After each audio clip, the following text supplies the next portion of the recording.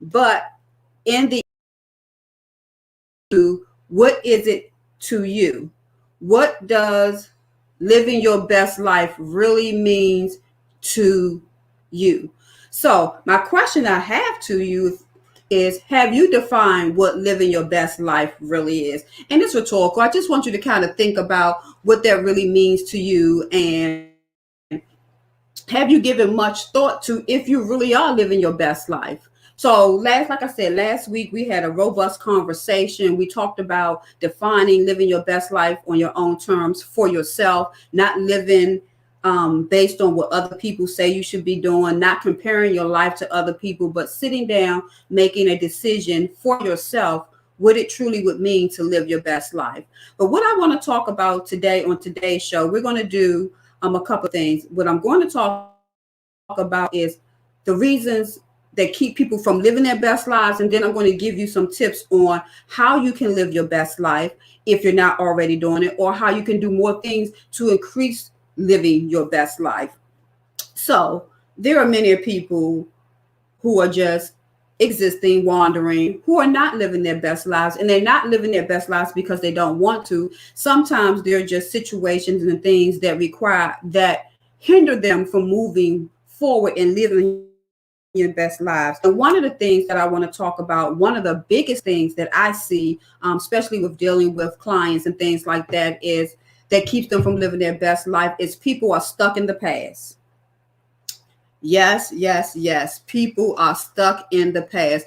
They're still holding on to things that happened to them when they were 10 years old, things that happened to them when they were 20, things that happened last week. And I'm not saying that when something happens to you that you should easily let it go. But when you're still holding on to something that happened to you 15 years ago, 20 years ago, or something that was said to you 20 years ago, you are giving that thing power over your life. And when you give that thing power, that becomes consuming to you. And it doesn't allow you to become the best version of yourself, because why? That is dictating your life. That is where you are spending your time. Always thinking about when my mother said I would need nothing, when my daddy said I was ugly, when George walked out and left me. All those things that we tend to hold on to, those are the things that keep us from truly living our best lives. And the thing is this, is really not that thing that's really keeping you from living your best life. Is you. Is you not being willing to let it go and to give it up. Because truthfully, if somebody did tell you you would never be nothing in life, if they told you you was ugly, nobody would ever love you have a choice to either believe it or not believe it. And if you're going to believe it for the moment. I'm not saying don't own your feelings. I'm not saying it didn't hurt, because yes, it does. When anybody says anything negative towards us and tear us down, of course we're going to feel some kind of way. The thing is this, we don't give it power. We don't let it take control of us, because once it takes control, it limits us, and it leaves us stuck in a place where we can't move forward. We're just always living right there in that place. So being stuck in the past. So if you feel like you're one of those persons who are stuck in the past, you know some things have been said to you, some things have happened to you, and you're still holding on to them. One of the things I want to recommend is maybe get some counseling. See how you can make peace with your past so you can have a date with your future. That's what I think you should do. So another reason why I think people are not living to their full potential, because living your best life is really about living up to your full potential. But another reason why I think people are not living their best life into their full potential is because sometimes people don't truly believe in themselves. They have such a limited belief about themselves, and that limited belief could have come from somebody telling them like they would never be nothing, that they're ugly, they're stupid, or whatever. Or they could have tried to do multiple things and have been unsuccessful. Disappointment has come in life, and those disappointments and those failures have caused them to believe that, oh, I really can't do anything, I can't amount to much, or this really wasn't for me. So your self-esteem and your self-confidence is very important when you're talking about living your best life and living to your potential. You have to work on your self-esteem and your self-confidence muscle all the time, because you're never going to be 100 all the time. But if you don't believe in yourself, it's going to be very hard for other people to believe in you. So you're going to have to do the things that are necessary so you can believe in yourself. And if you know that you have very low self-esteem, that you don't have any confidence in yourself, and you always questioning your self-worth, one of the things I do recommend is that you go back and you look at, where did that stuff come from? Why do I believe these things about myself? And then you need to make another assessment. True. Sometimes we're believing what other people have said about us, or we're believing negative things about ourselves um, because something really didn't work out the way that we thought it should have worked out. So then we start believing that, oh, well, I went to this school and tried to do this. Somebody's asking, where do I get that from? Where do I get that from? I need a little bit more clarity so we can answer that question. But sometimes when you're not as successful in doing some of the things that you want to do, sometimes you allow that to dictate and use that towards your belief system of whether you are good enough or whether you can do something. So not having good, healthy self-esteem will keep you from living your best life or reaching your potential. Fear. Fear is one of the biggest, and when I say biggest, one of the biggest things that keep most people stuck and from moving forward and from not living up to their potential and living their best life. And there's all kinds of fears that we can get stuck in. We can have fear of rejection. We can have fear of failure. We can have fear of success. We can have fear of abandonment and rejection. There are all types of fears that can grip you and keep you from doing the things that you really want to do to help you take charge of your destiny and really live the best life that you want to live for yourself. And one of the things that you have to do is ask yourself, if you are dealing with one of these fears, where did that fear come from?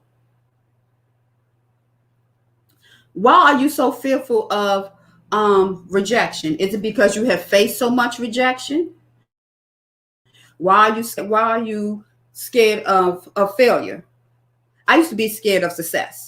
I had a lot of fear of success. What would happen if I become real successful and then I really have to be accountable for the things that I say that I'm going to do? Like, for instance, you start a podcast and you say it's going to be every week. So then you start coming out and you start giving people good information and you sharing and you're helping people grow and live and move in the manner that they want to, giving a transformational lifestyle content that they need, and then you just stop because one person says, oh, she's not really all that, she's not really good. That could be, that could just take me away right there. Here I am being good at what I'm doing, then somebody comes and tells me something that I have to determine if it's true or not, and then that causes me not to continue to move in my success. But, and fear of success is a big one because a lot of people don't want the responsibility that comes with success. And a lot of responsibilities, when you say you want to own your own business, and no matter what your business is, if you're a landscaper, if you're a coach, no matter what it is, you have a level of responsibility to people. And sometimes people don't want that level of responsibility. They don't want to have people depending on them to give them what they need. So you have to look at, what are you scared of? What kind of fear are you operating in? Is it fear of success, fear of failure? Okay, I see somebody say that used to be my biggest fear of success. You know what? Don't let that be your biggest fear. Go out here, prove to yourself first, and then prove to the world that you can do it. And once you start doing it, keep doing it better and always become your best at whatever you're doing. And that's part of how you're going to be living your best life and living to your potential. So yes, so far we talked about low esteem and confidence, being stuck in the past, and fear. But let me tell you, this is one of the biggest. Now, all of them are big, but I think this is one of the biggest. And being a coach and a consultant and working with individuals, this is what I see that generally um, stop people right in their tracks. They don't want to do the work. To live your best life and to live to your full potential requires you to do some work. You can't be lazy on yourself. You just cannot be. It requires you to have a vision for your life. It requires you to take that vision and to make goals and set goals from that vision. It requires you to map out those goals and to take proactive steps towards the things that you want. And sometimes setting goals and taking those steps can be very daunting and it can be overwhelming. And when it becomes overwhelming, guess what?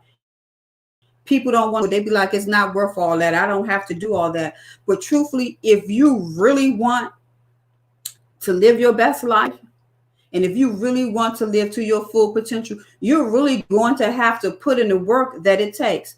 The same work that it takes for you to get up and go to your job every day and do a good job there. It's the same type of effort that you have to put into your personal success that you want.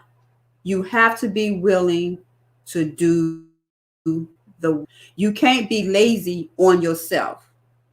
If you want to be lazy on somebody else, that's fine, but you are worthy of doing all the work so you can truly achieve whatever success that you really want for yourself.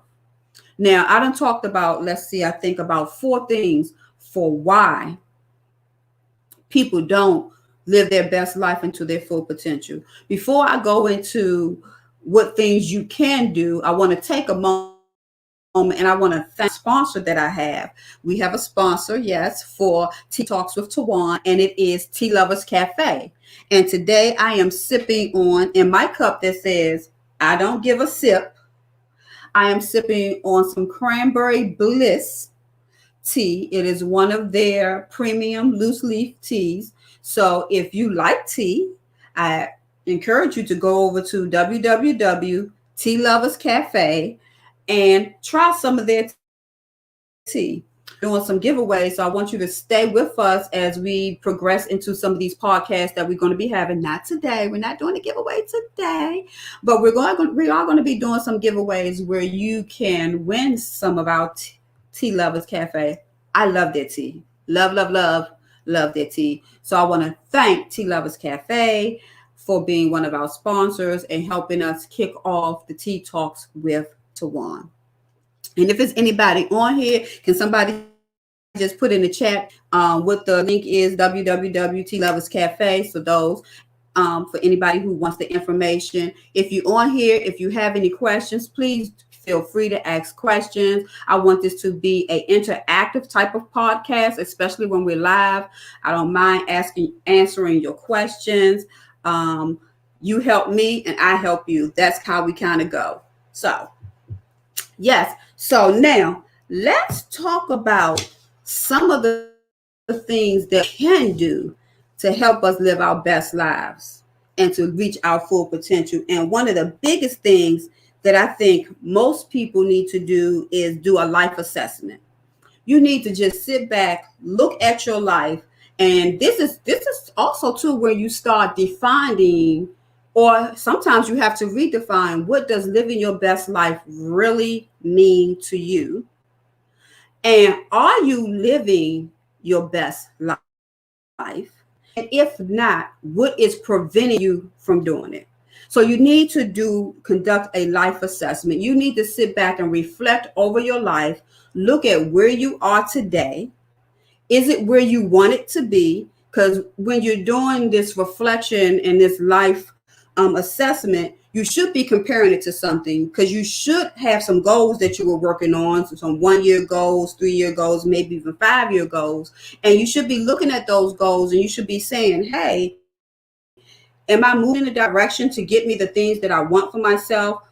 Are the things that I'm doing helping me live my best life in the manner in which I see it for myself? So that's the first thing. Conduct a life assessment. Look at where you are today? Is it where you want to go? What's keeping you from getting to where you want to go? One of the things that I'm implementing this year with my clients is creating what I call a life plan book. And in this life plan book, it has some things that is essential that helps you when you're conducting this life assessment. So in this life plan book, you have things like your personal mission statement, your personal vision statement for your life. You have your core values in identifying what your core values are and why they are important to you. What goals do you want to achieve? And then it should have your action plan. And your action plan really should be broken down at least 1 year to 3 years to 5 years. A 1 year goal is a short-term goal. Anything beyond 1 year is a long-term goal, and we all have long-term goals. What's an example of a long-term goal? Maybe you want to go back to school and get your degree. That would be a long-term goal. Want to lose weight, that can be, or live a healthy lifestyle, that could be a long-term goal, depending on what things that you need to do so you can live that healthy lifestyle. So I recommend that everybody have a life plan book. You can take a regular old spiral notebook, call it, write on there, call it your life plan book. Go in there, put in what your personal mission statement is for your life. What is the vision that you have for your life? You can even do a little mini vision board in there. Put down what your core values are, what the things that are important to you, and why they are important to you. Talk about what your 1 year plan is, where you want to see yourself in 5 years. I'm recommending to my clients that they write a letter to their older self. Yeah, from their older self, saying that, I know I'm asking them to write their obituary and saying all the things, I know it sounds morbid, all the things that they would want said at their funeral, the things that they accomplished. And because those are the things, you start with the end in mind. How do you want things to look in the end? So that's why I say write your obituary. So make sure you put everything in this life plan that you want to see in your life, and then you can use that as what I call your little personal Bible about your life and where you're going to go. The second thing is, for living your best life into your full potential, self-investment. Self-investment is important. I believe personal development is a lifetime goal that you should never stop. You should always be investing in yourself. And when I'm talking about investing in yourself, I'm talking about investing into your finances, investing in your health, your personal development, your spirituality, all facets of your life. You should be making some investments. I remember I was teaching at Blacks in Government 1 year, and this one lady said, I would never go to college. And I was like, why? And she said, because I don't want to pay no student loan back. I said, but don't you think you're worthy of a student loan? Don't you think you are worthy in investing in yourself so you can get the education that you need to possibly get you to that next place that you want to go in your career? Because one of the things she was complaining about, that she had been a secretary in a position for over 20 years. So I asked her, so what are you doing? How are you investing in yourself, to get to that next level? And yes, she was at the Blacks in Government conference looking for ways to network and possibly get another job. But okay, if this doesn't pan out for you, what else do you have in your life plan book to help you get to that next level and to help you get that job that you desire?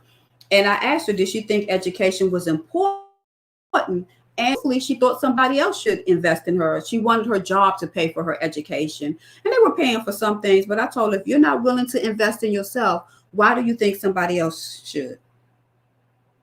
Now, I'm sure that struck her to the core because of the way she looked at me. But you have to think about it. If you're not willing to invest in yourself, why do you think somebody else should invest in you? You are your greatest commodity. You are your greatest commodity. So that means you should invest in yourself. The same way that you get your hair done, And if you go to the barbershop or go to the hairdresser, put on makeup, you buy nice clothes, go to nice restaurants, all that is self-investment, believe it or not. You're investing into your exterior, into your outer look, because you are your brand. When you come out the house, you are your brand. So you're making sure that you look good. When you go out to restaurants, you are expanding yourself to try new things. Hopefully you're trying new food, different restaurants and different things like that. So self-investment. How are you investing in yourself? Self-investment will help open up doors and opportunities for you because you're broadening your horizon. So think about, how are you self-investing? Even if you invest in the crafts that you like to do, if you know that you like to crochet, why would you not go to Michael's and take a class that can help you crochet, teach you how to do a double stitch or another stitch that you don't know how? That's investing in yourself. And while it might seem small, it's still an investment in yourself. Embrace new ideas. Be open to new ideas. Don't be so stuck in things have to go one way. Things can only happen one way. I don't like this. Oh no, I don't do this. Sometimes you ask people, would you like to restaurant? Oh, I don't like that kind of food. Have you ever really tried it? No, I have not. Okay, so how do you know you really don't like that food if you never tried it? Or, no, I don't like going to museums. Why? Oh, they're kind of boring. Sometimes museums have changed. They're not all boring, but embrace new ideas. Be open to try new things. I know people who don't even want to travel. I dated a guy who never wanted to travel outside of the United States. And I'm like, wow, no, we still missing so much of a world by not traveling outside of the United States. So, why would you not want to travel outside? I could not believe that, but he was not open to that. So be open to new ideas.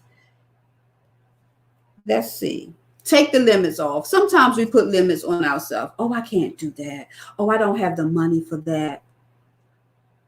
Oh, I don't think I would be good at that. That kind of goes with embrace new ideas. But take the limits off. Don't limit yourself. Don't put yourself in a box. Be open. That will help you expand, because you really will learn new things, and it will expose you to new things. And believe it or not, the more you expose to and the more you broaden your way of thinking, the knowledge that you gain, it really does increase the quality of your life, whether you want to believe it or not, because more knowledgeable you are, experience that you have, you can make better decisions about certain things because you have all this information. This is something I always tell people to do. Practice forgiveness. Practice forgiving yourself. Yes. Practice forgiving yourself. This journey called life we're going to have a lot of missteps in life. We're not going to always make the best decisions and do the right things. And you don't need to hold yourself hostage to the mistakes that you have made. If you have made a mistake, it has disappointed you, learn from the mistake. That's the purpose of failure, for you to learn and for you to grow, and so you can move forward. So forgive yourself. Don't hold yourself in unforgiveness, because then you'll start to regret some of the things that you should have done because you were stuck in this place of unforgiveness. Release yourself so you can be open forward and not be stuck. So today on Tea Talks with Tawan, we're talking about living your best life. This is part 2 from our launch day.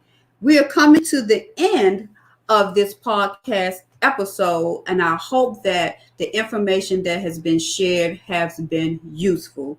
I thank everybody. I saw a couple of questions over here in the chat. I think some I kind of missed, but I do appreciate those who have jumped on and who was here with me and helping me and being here and cheering me on for my second one. And I hope that I provided you some little TLC to help you with your continuous journey with becoming your best self and creating your best life.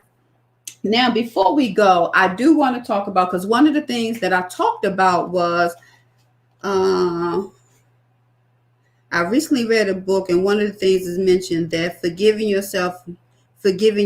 Now you are saying it. Can you say affirmation? God must be speaking to me. Thank you.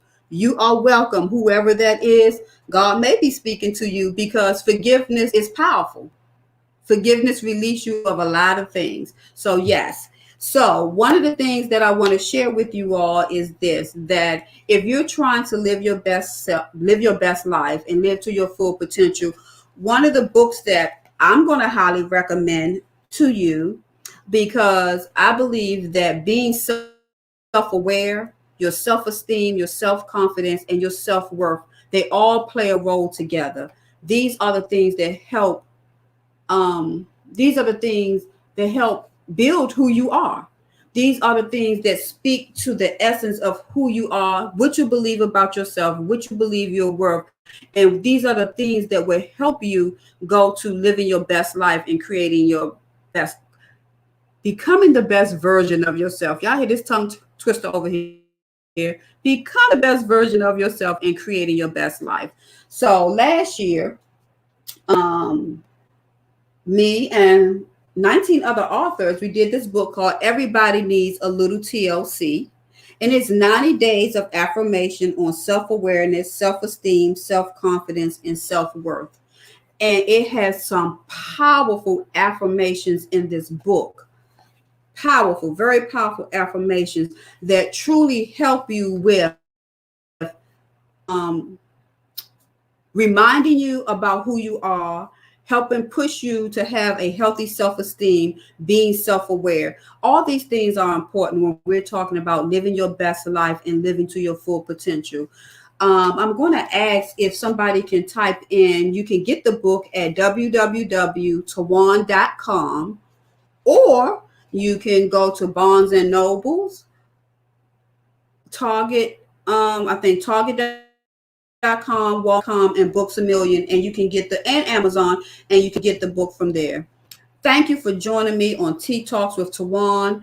Next month, we're going to it's actually our anniversary with this book. The book came out in March. So next month, I'm going to be spending some time talking about, you can meet the authors. We're going to be talking about some of the affirmations that's in the book. We're going to be doing some giveaways. So please join me. Please tell your friends about this, about the podcast. We're going to be going live